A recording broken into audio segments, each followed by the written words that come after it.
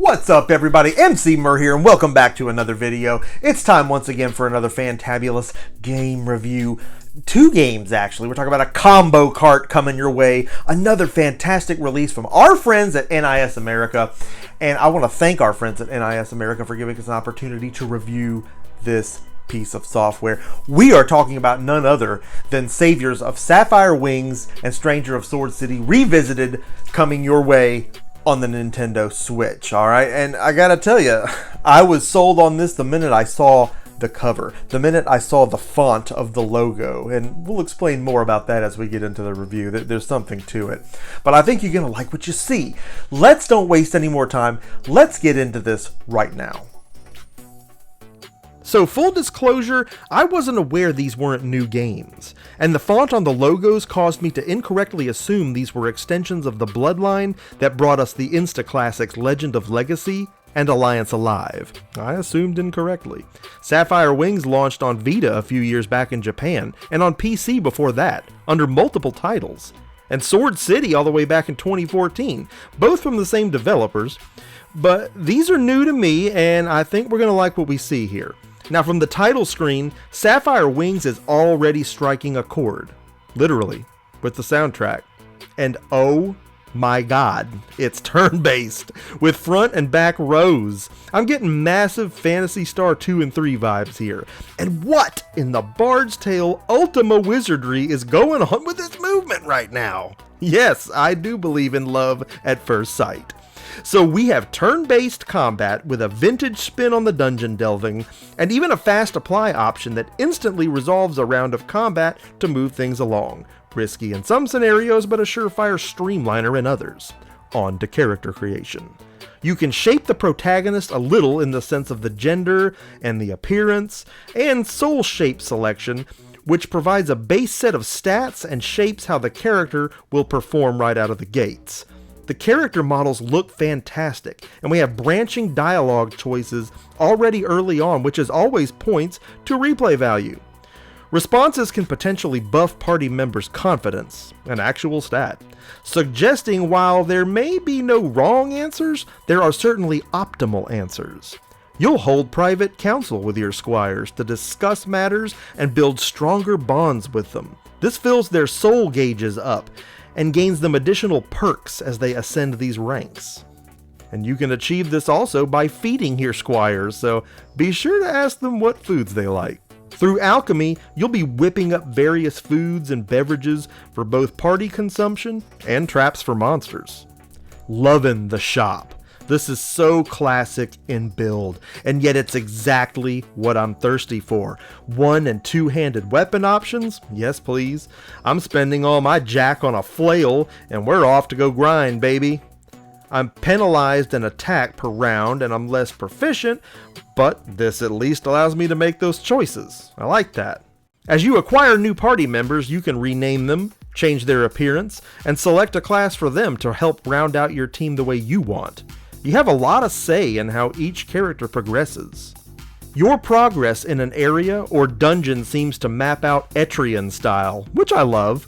Encounters seem to be marked with icons as well as items and points of interest, but encounters also occur randomly. You can select points on the map and use the auto move feature to travel to the location. Still moving and incurring potential encounters, but saving your thumbsticks from wear and tear. Another very smart attempt at streamlining in this game. I like this. However, early on here I have a quest that won't complete. I've satisfied the requirements repeatedly and it's just stuck. There appears to be no workaround. The shop is out of the needed ingredients to make further attempts at this, and it's disappointing because this game made one heck of an entrance. The system has classic bones about it, just like I like, with plenty of unique aspects to keep it fresh and new. And quest bugs are a common thing in RPGs these days, but this quest doesn't appear to be skippable. Hopefully there will be a patch or an update after launch that will unstick this thing, because I'd really like to play through this in its entirety. I'll keep you posted in the comments section of this video as I work to get this resolved. Now let's talk about Sword City. Sword City looks cool at a glance, and I'm to assume these games are related somehow since I see the race options and the character creation are the exact same. I'm able to re-roll my bonus point allotment if desired, and we make various choices to chisel out our base main character. The movement is exactly the same.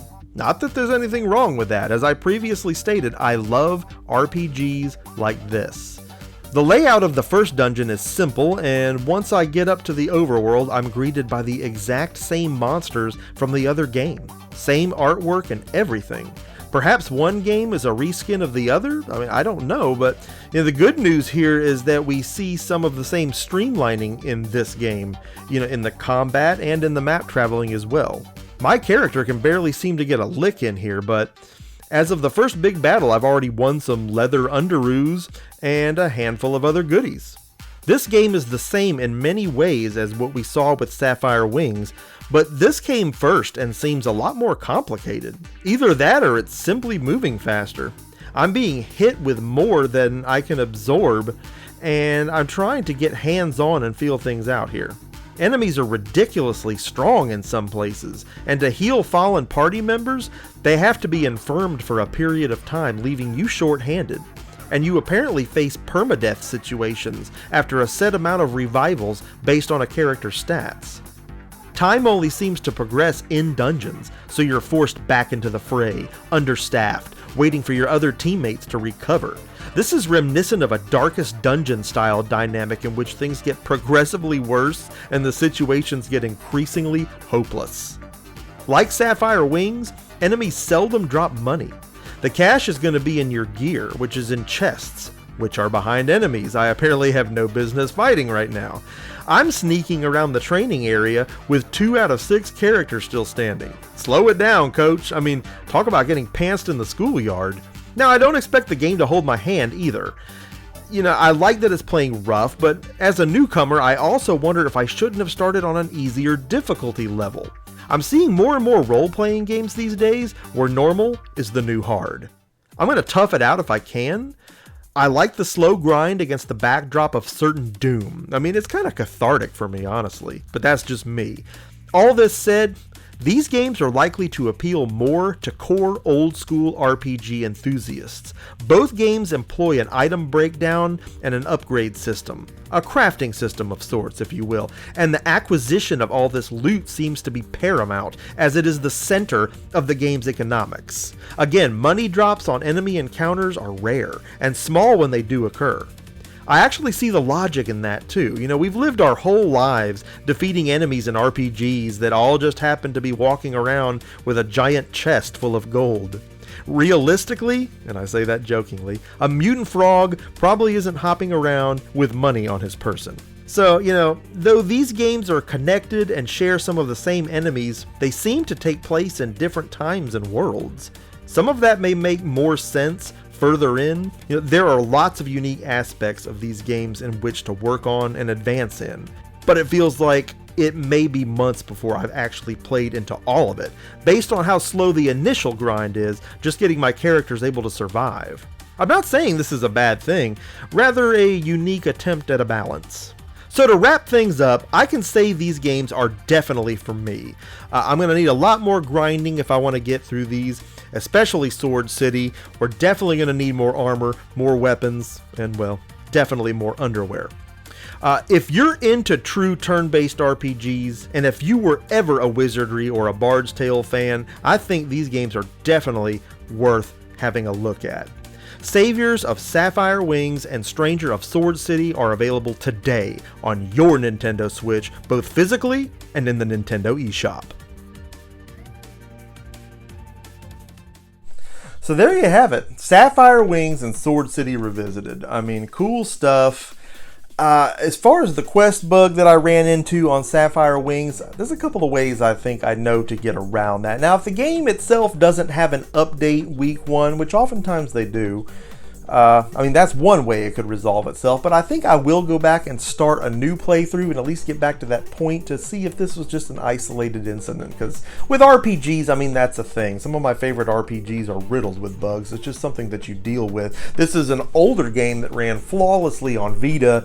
Now we port it to Switch. So sometimes there's some growing pains there when it comes over to the Nintendo Switch. That's just to be expected, but I love the game. I love what it's doing, and I think there's enough greatness going on there that I owe it to try to get past this. I really want to see the rest of what was going on there, really getting into that. And I'm really into Sword City Revisited, man. I gotta tell you, despite its brutal difficulty, because it's dishing out some roughness, but I'm no stranger to the genre, I'm no stranger to the format. I really like what it's doing, but it's got those complexities underlying. So much going on in the character builds and all the extra stuff that you can do to round out the game experience, all these other ways in which you have to advance throughout it. So lots to do. Really complex for a game that has classic bones like that, for a game that walks right up and kicks you in the old nostalgia nuggets, a game like that, that takes us back to those old wizardries, those old Ultima dungeons, the Phantasy Star 1s, all of that. It just makes me think of all those, and well, that just makes me happy. I like what's going on here. I want to thank NIS America again for letting us take a look at this game, and it's important that we get a good look at it because again, sometimes we have these games that just aren't for everybody. The RPG genre is so widespread. You got your tactics RPGs, you got your strategy RPGs, you got your action RPGs, then you got something like this that's just really old school but also new school. So, I don't know, but you see here today what you're working with. So I think you'll know right away if this is for you. And I want to know what you think about what you saw here today. So leave me something in the comment section of this video telling me what you think about what you saw here today. Is this a game for you? Are these games for you? Did you play some of these old school games that we compared it to? Just let me know about all that and more in the comment section, because you know that I love getting a conversation going with you right here on the Emceemur Show, something that we do a lot of. I hope that you liked this review. Hope you're going to drop a like on this review, and most importantly, if you are not already done so, I hope that you're going to subscribe to the Emceemur Show and be a part of our nation, because we're rising up all the fantastic things that we're doing right here on the show. You need to be a part of it. Make sure that you smack that notification bell, so you're always the first to know when new content goes live. Content just like this review here. Content also like updates on these games as we progress, or community live streams if we decide to take a live look at either one of these. Let me know in the comments too if that's something you'd be interested in. Just no limit to the coolness and the action that can come from something like this. Fantastic. Emceemur signing off for this Fantabulous review, and I will see each and every one of you again on the next one.